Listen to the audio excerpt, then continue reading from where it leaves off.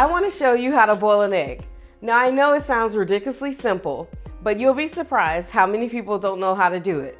So let's start with the basics. Hard boiled versus soft boiled. Now I love ramen.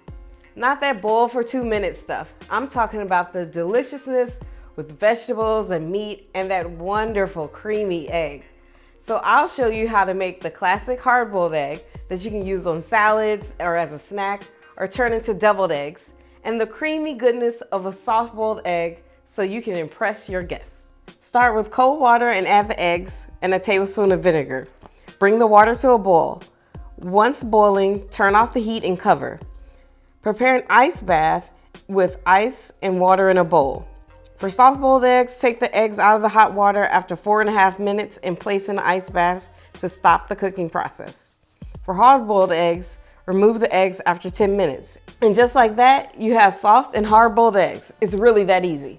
But now you can make your breakfast bowls and quinoa bowls extra fancy with very little effort. The point is, you can impress your guests. They will think you're a gourmet chef, and well, you are. And they'll love every single bite. For more tips and recipes and entertaining ideas, check out my website, biteswithapplewhite.com.